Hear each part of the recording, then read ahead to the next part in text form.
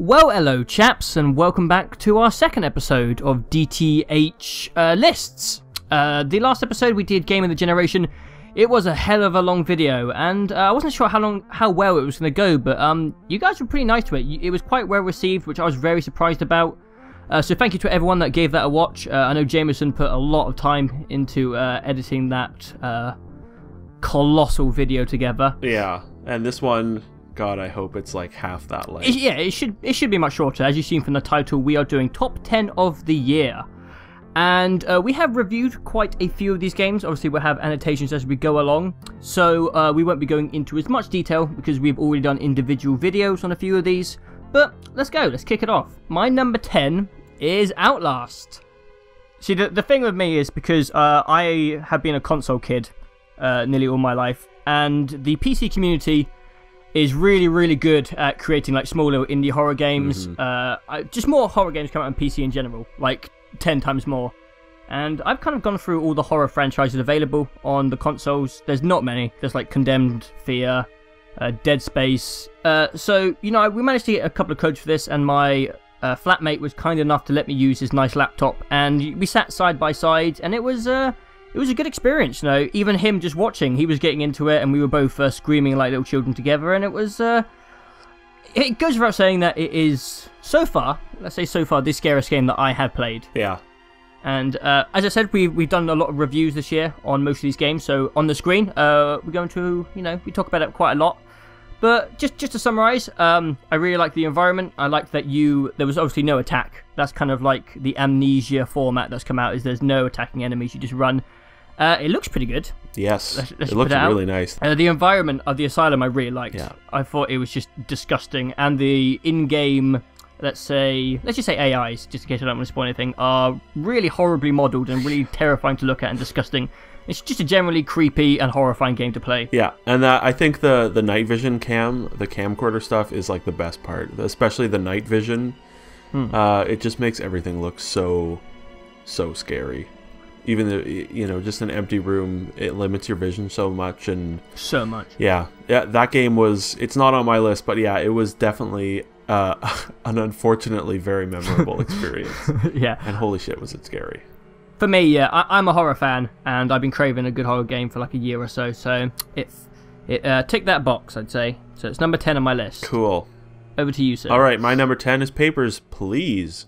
Papers, Please, cool. Papers, Please. Like right from the moment I booted up Papers, Please, I was down. I liked it because the sort of 30-second like main menu scroll or loading, which you'll know as soon as you boot it up. It's got this, it just like immediately captures the setting of the game, this sort of, you know, communist Eastern Bloc fictional country, and like right from the get-go I was like, okay, I'm in. But then you get into it, and the gameplay is really weird because it's almost sort of like a match 3 game, like in some weird way, sort of like Bejeweled or like a memory game, you know, where you have to see if these things are matching and if they're not, and each day you go to work and you play more of it, it gets more and more complicated to the point where you can't even remember half the things that you're supposed to make sure are matching, and it manages to do like capture the gameplay and the world are so drab and depressing, and nothing about playing it is fun. Well, it kind of is, but it for the most part is not a very fun game to play. But yeah, it's a really unique thing that I'd never played before. You know, it's got a great look and really cool little sound effects and the occasionally quirky sense of humor, but for the most part it is really depressing and monotonous, and there wasn't much monotony in like enjoyable monotony in games last year, and I really liked it. It was it's a neat thing, and I think people should play it if they can. It's on Steam. One guy made the whole thing. Wow. Yeah, it's really good. It's a really cool game. I feel a little bad because I have yet to play it. Yeah. But there are going to be a few games that we missed. Should we quickly say that none of us own a Nintendo Wii, and we know that some of the highest rated games of the year came out on Nintendo Wii. Or 3DS. Sorry, Nintendo Wii? What am I about? Wii U. Nintendo Wii U. Yeah. That's it. Can't even get the console right. Yeah, we don't own a Wii U, so unfortunately, no Nintendo games on this list. So sorry, Nintendo guys. We just don't own the consoles. This is our list of the games we played, not the list that we think the best games. Yeah. You know what I mean?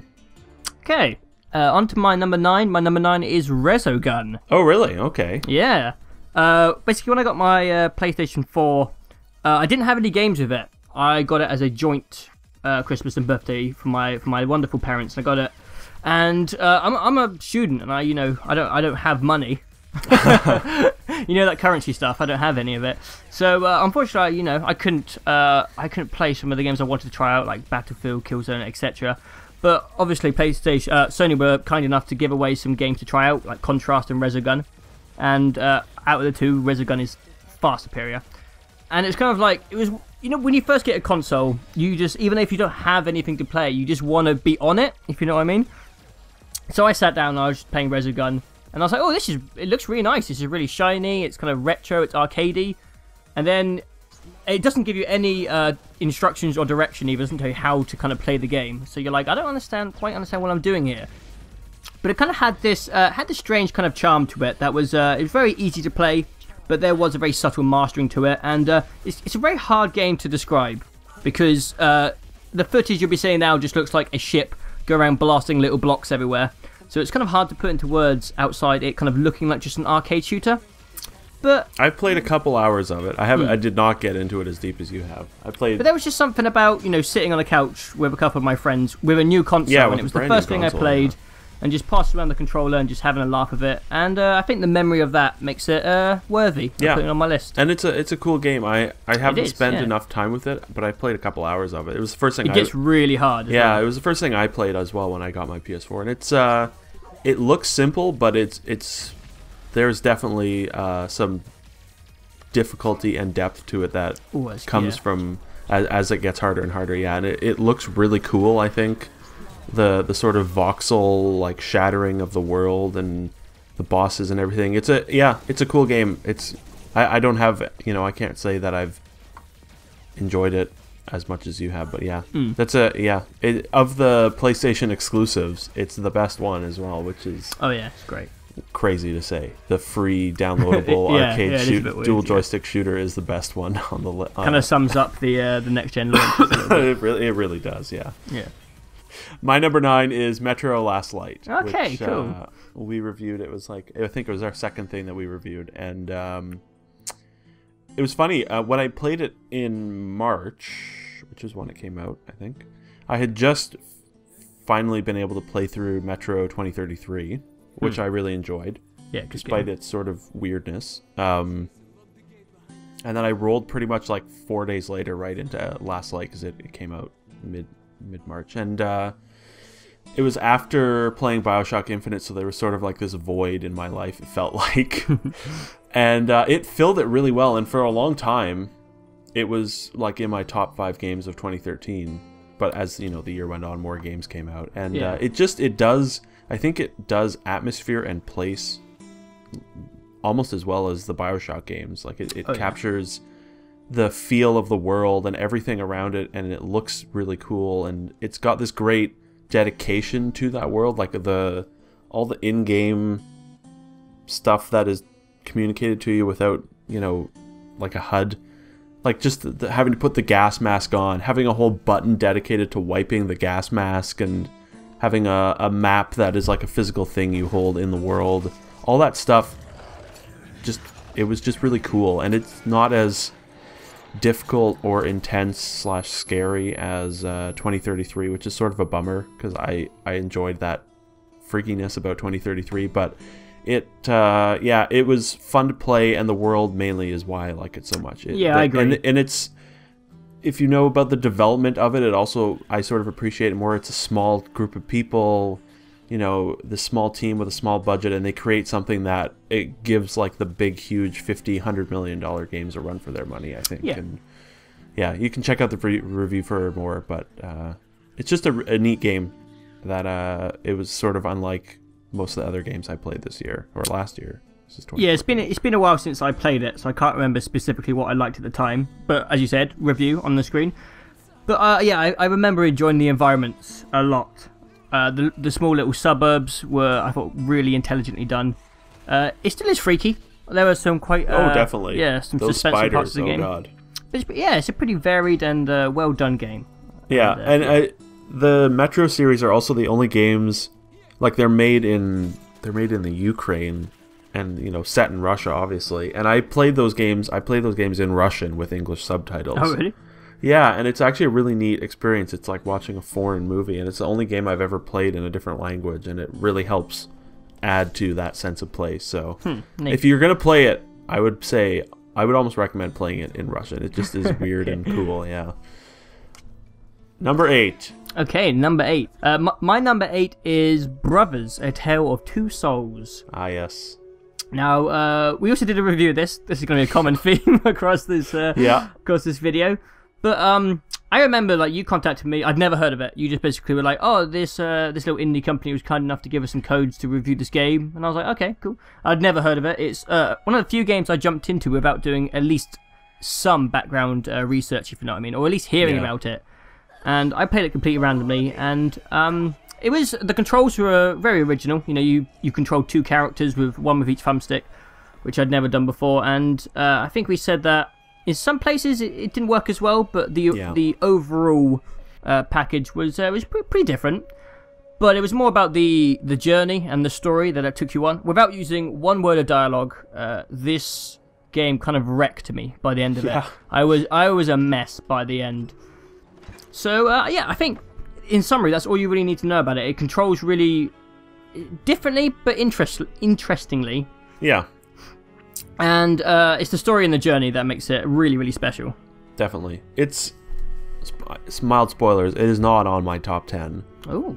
But I agree. It's one of the 2 games that are not on this list that I think are really, really good. And, you know, if it was almost on my list, but it is a really cool game. I think it's not on here because I never really liked the controls ever in it. Yeah. Even though I think it is a really neat idea, and it is done really well, and they do really cool stuff with it near the end of the game. I just constantly was getting confused by it, and for the most part, the puzzles aren't really, you know, that are scattered throughout the game they're not really a challenge at all. I know. And so that's basically the only reason it's not on here, is because I didn't ever really have a ton of fun playing it, but I think it looks incredible, and it does do unique stuff with controls, and it does really, really great stuff with story and controls near the end of the game, which is unlike anything else that I'd played. Yeah, it's a really neat game, and it was almost on my list. But yeah, it's good that it's on one of our lists, because I would have been a little bummed if it didn't get its love. My number 8 is The Swapper. Ah, okay, cool. I know you haven't played this one as well, which is okay. I forgive you. I'm a Mac boy. Leave me alone. Yeah. Oh, yeah, that's true. Right. Yeah. So The Swapper. I had heard about it for quite a while, and it turns out I had actually had it on Steam for quite a while without realizing, and only played it a month ago or so. And I would say it's one of the best puzzle games I've played. Nice. And maybe even the best puzzle game post Portal 2. Cool. It takes like a pretty familiar concept of, you know, cloning, and does really good stuff with it. And all of the puzzles they remind me, their design at least reminds me of Portal 2's puzzles, in that you sort of solve them right as you're about to give up, and you have to be pretty creative with some of the solutions. And so that was one aspect of it that I was really surprised by, is how tight every single puzzle in the game is. But then it also has this really, really uncomfortable atmosphere to it from beginning to end, because, well, it plays with like the sort of dark side of cloning in some really good ways, and it is all reflected in this kind of not freaky but uncomfortable atmosphere right through to the end. But yeah, I was really surprised by it. It's this little thing that has a really neat art style, really good puzzles, really good atmosphere, and a cool story. And yeah, that's all. We didn't review it, so there's not much else to say, but it's a really neat game. I am really looking forward to giving it a go. It's one of the downsides to having a Mac. I've been, shooting myself in the foot for a few years now owning this piece of crap. I'll be getting a new laptop soon, so Windows laptop. So I look forward to playing it in the future. Yeah, it's really good. People should check it out. Okay, number 7. My number 7 is Gone Home. Okay. Our least favorite, our least popular review ever, I think. Yeah, well, I don't know. Yeah, maybe perhaps most disliked, yeah. So, it's also like the third most viewed Gone Home review out there, which is so weird. It's very surprising. Now, this is it was almost like a controversial game, Gone Home. There was, I think it was very, I don't know, people were really split over this game.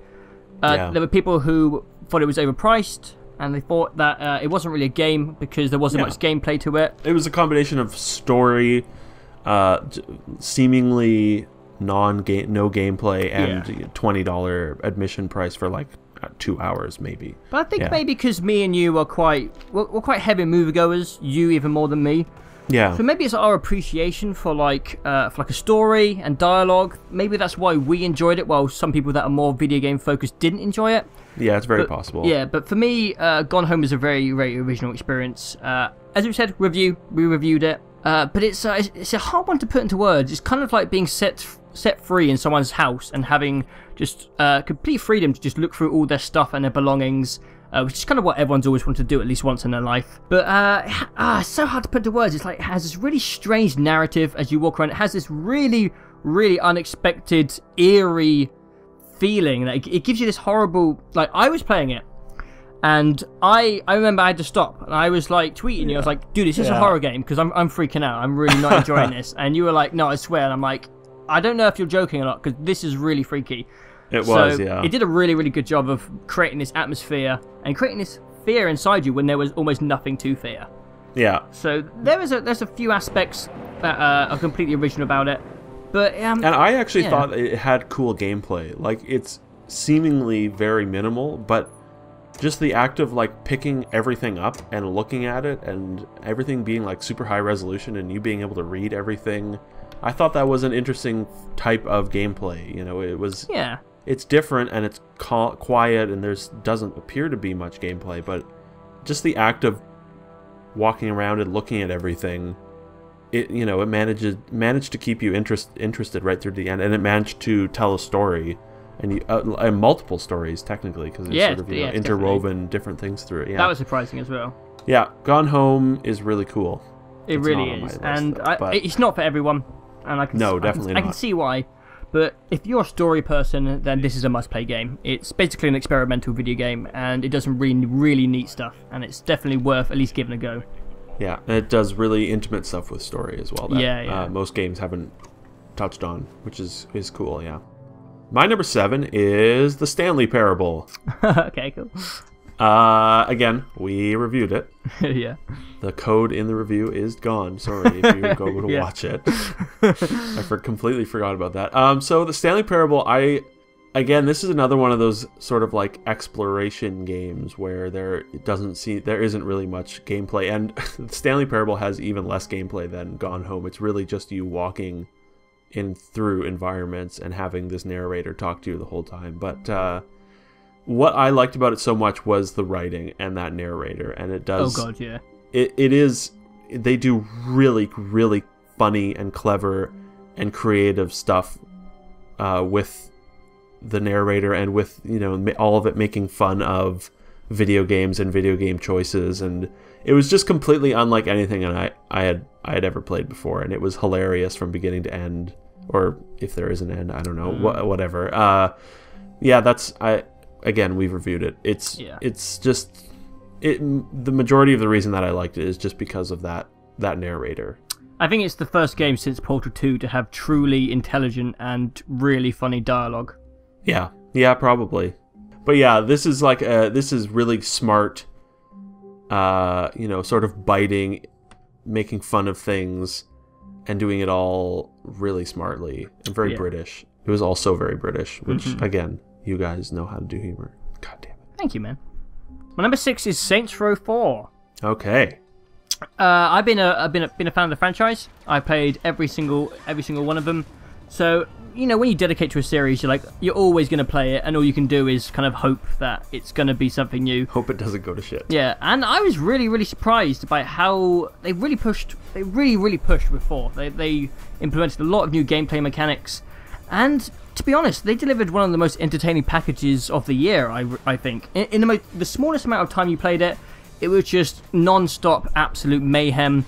If you play the Saints Row game, you know what it is. It's just goofy, over-the-top, ridiculous fun. And I just giggled all the way through it, and it was laugh out loud funny. It played really well. And it's really fun to play. Really fun. I think that was the biggest improvement. I never played the first game. I touched a little bit on the second one. I only got into it with 3, which I adore. But 3 was sort of, whatever to play. 4, I thought, was like one of the most fun to play games I had played last year, and probably in terms of like getting around an environment in an open world game, it takes the cake in terms of like most fun to traverse. Definitely. Just that weird hybrid of like Crackdown, superhero, open world, crime, all of that came together so well. And even though the shooting isn't changed, it was more just that running around, jumping really high, never ever got old, and it still is really fun to do. And it is so funny. And even though a lot of the jokes are sort of like Saints Row the Third jokes, but turned up to 11, they're still really funny. And the Mass Effect sex scenes and Nolan North and oh god, yeah, it's just it's an excellent package. It's basically they had one aim, and that was just to make you have fun, you know, and they succeeded. And and it's something that there is like an increasing decrease in focus on fun in games. It feels like everything's getting so serious, and Saints Row, and like every game now is like, we're gonna slowly give you more and more abilities until the last hour of the game you're super overpowered. Saints Row 4 was just like, fuck it, here you go, you're way too overpowered from the 2-hour mark. And they just don't care. They just want you to have fun, and I really, really appreciate that. Yeah, you summed up pretty well. That is my number 6, Saints Row 4. Okay. My number 6 is Rayman Legends. Ah, cool. Again, we reviewed it. So many annotations. It's the best platformer since Rayman Origins, I would say. Yes. Without any question, it's the best platformer. And I think it's, in terms of gameplay, it is tighter than Origins. I thought Origins at times was every once in a while a little loose, and I feel like they just tightened it up a tiny little bit more, and that just made Legends... I would say I would prefer Legends over Origins, even though Legends has less content than Origins. I think I'd agree as well. It's just tighter, and it looks just as incredible as before, and it sounds just as incredible, and there's also those music levels which are really interesting, fantastic. Not just because they're like, playing, they have these great like rejigged versions of these famous songs, but to the point where if you know the song, it was more useful to just like not even look at what was going on screen and just jump to the beat of the music, which was really neat and not anything I had played before. And it's really funny, which is weird for a platformer, but it's got a really good sense of humor. Yeah. Again, that Ocean's 12 reference is really good. Not everyone would have got that. No, I don't even know anything about Ocean's 12 except for that scene. But yeah, Rayman Legends, it's super fun to play on your own, and it's super fun to play with somebody else around. Kung Foot is really, really hectic and awesome, and yeah, it's just as good as Origins, if not better in some aspects, even though it's a little lighter on the content. Yeah, well said. It's not as hard as Origins either, except for those last few levels. I agree. It's a bit easier. Which I was okay with, because Origins was goddamn difficult most of the time. So, yeah, Rayman Legends. More people should buy it, for the love of God. I'm just going to move on. My number 5 is Rayman Legends. Okay. And you summed up really well. The platformer genre is one of my favourites because of my childhood, and it is one that is slowly dying out. That company don't seem to really... I don't know if it's just... I'm not sure if it's because shooters came around, but there really isn't as much of an audience for it anymore. And I love that a company like Ubisoft can take something like Rayman and they can just give it life again, and they can bring a new audience to it. And as you said, it's really clean. It's got a pretty decent challenge to it. As you said, it's not as difficult as the first one, but it has a lot of content in it. And it's still one of the funnest games to play with someone sitting next to you. Yeah. I had a hilarious time playing it with some of my friends, and even my sister, who can be... Careful. Yeah, it's just it's a good game to play with your friends. Good game to play online. Good game to play on your own. So Yeah, it's a ton of you fun. summed up pretty good. It's a great platformer, and yeah, I love it. I love that stuff. Okay, my number 5 is Saints Row 4. Okay. Again, I won't say anything else. I've talked about it with you just now, and we've reviewed it. It's so much fun to play, and their writing was hilarious. And again, Mass Effect sex scenes and Nolan North are the best things to happen last year. Yeah, he did well last year. So yeah, Saints Row 4. Okay, so my number 4 is Tomb Raider. Okay. Yeah. I was pretty surprised. Like, I saw some footage, and it looked like an Uncharted clone. And I'll say it now, it is an Uncharted clone, but it's definitely the best one to come around.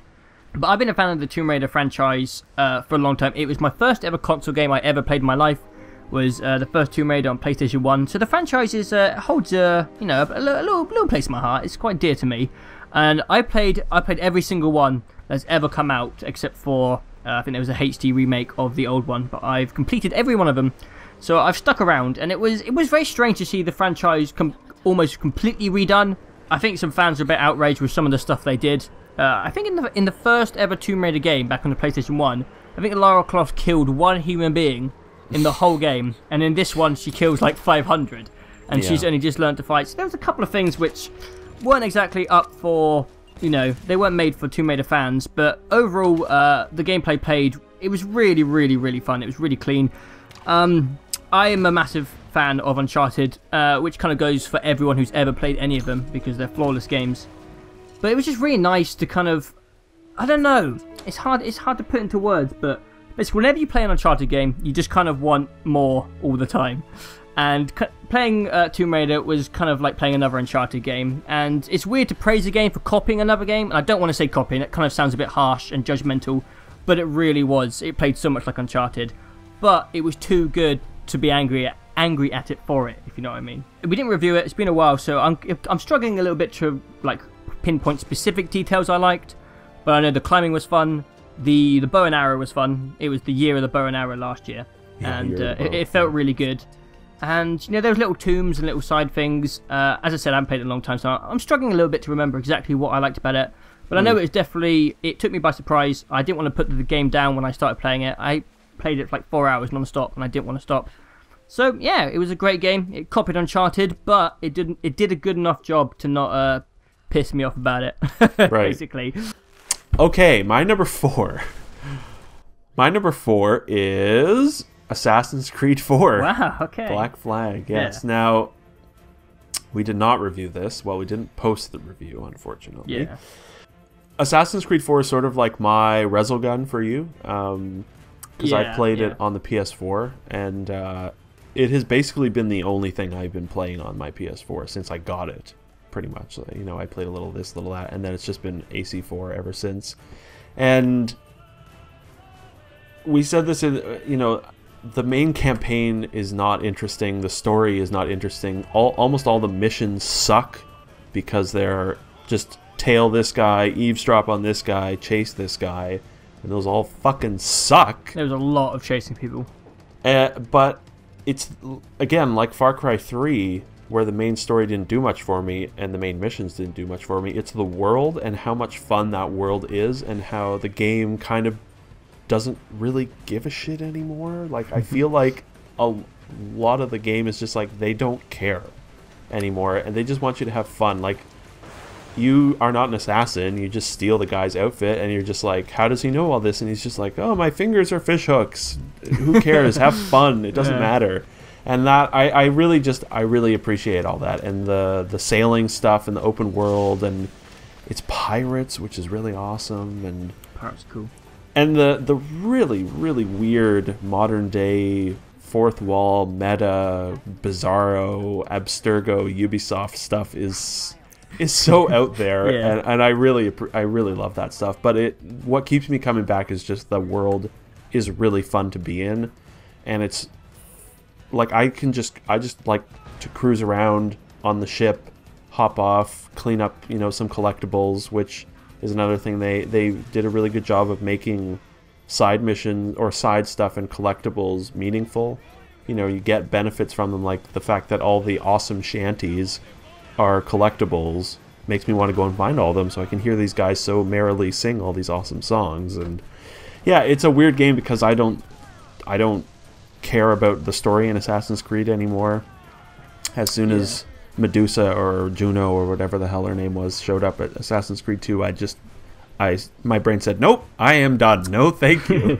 And so it's been about how fun is the world and how much fun is it to play, and AC2 and Brotherhood were a ton of fun to play, and I did like Revelations 3. I never even made it out of the tutorial in 3. I made it like an hour and a half in.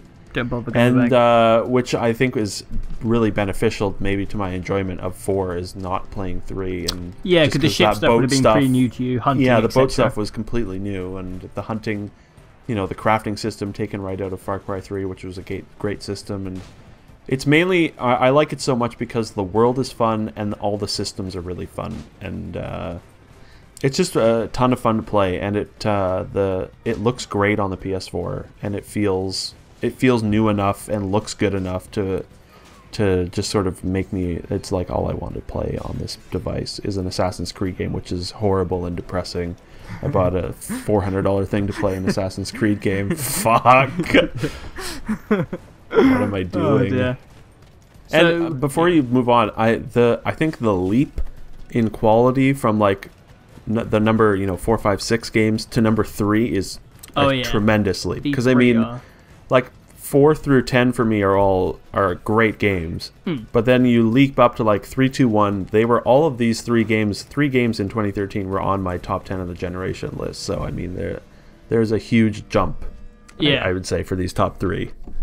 So my number 3 is BioShock Infinite. Now we talked about this. You talked about it in your Game of the Generation. We've done a review on it. It is. It's hard. I actually didn't put it into my own words. So let's say BioShock was my favorite single player game of all time till last year. So I had a lot of hype behind it. You know, when you commit yourself to a game like BioShock and a real sequel comes out to it, like this was it. There was a lot of hype for it, and I think they just did a fantastic job with Columbia.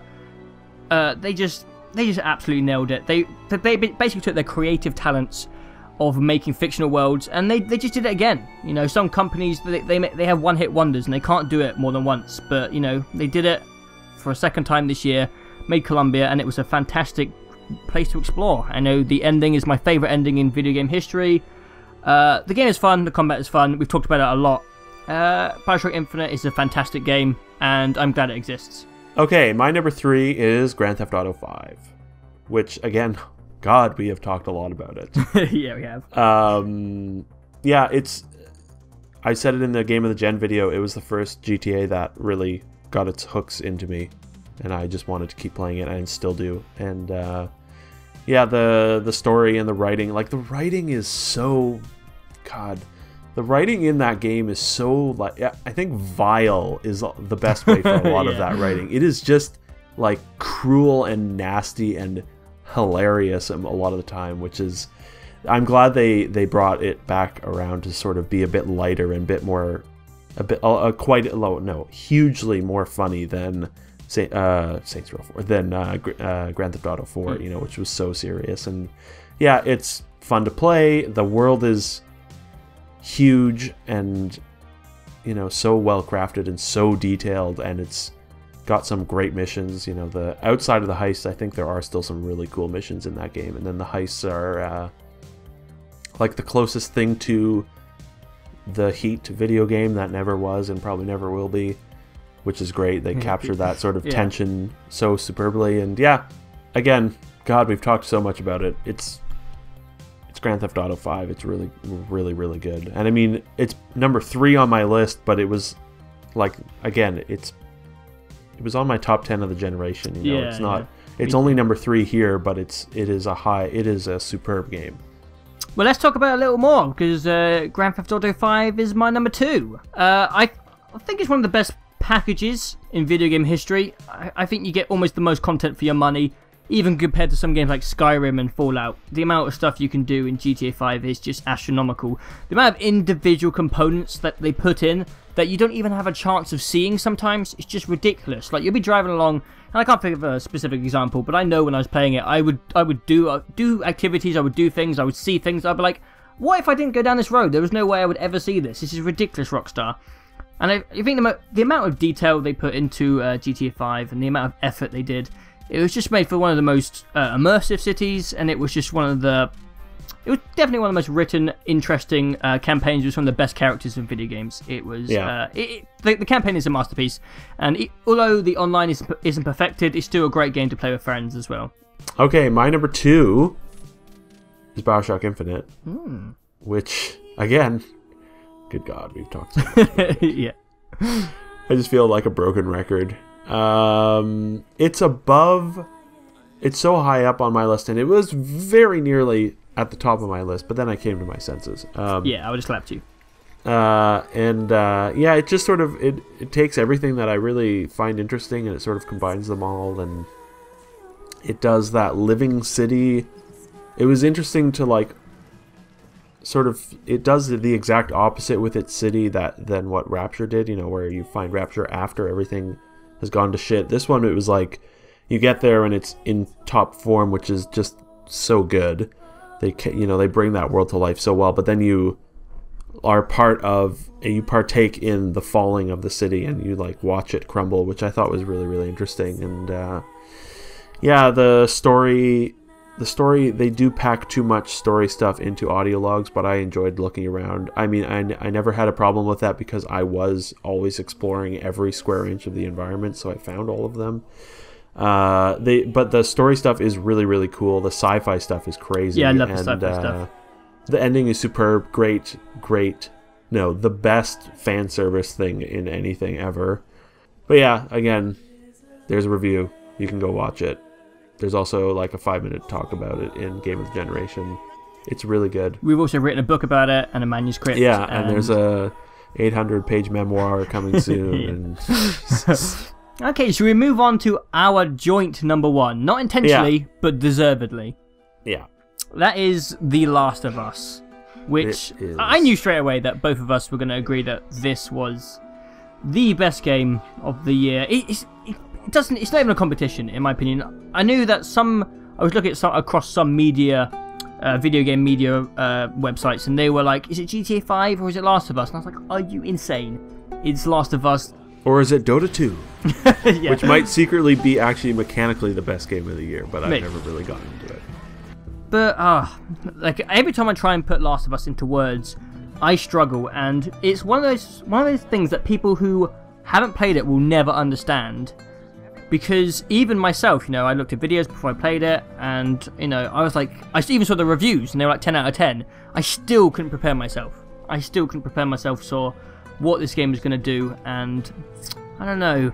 I think its biggest accomplishment is doing, like, really real humans in a game. I think that might be its best accomplishment, because, like, every single character is really a really good character. They're really well written. Dialogue's incredible. Yeah. The dialogue and all the character building between Joel and Ellie is superb, and, you know, how you slowly understand them, you know, just through talking to each other, even, you know, not through exposition, but through just casual conversations about whatever. You understand so much more about them, and all the characters are like that. And it happens that I personally really enjoyed playing it. I thought it was super intense and difficult. The gameplay actually had a small learning curve to it, I thought.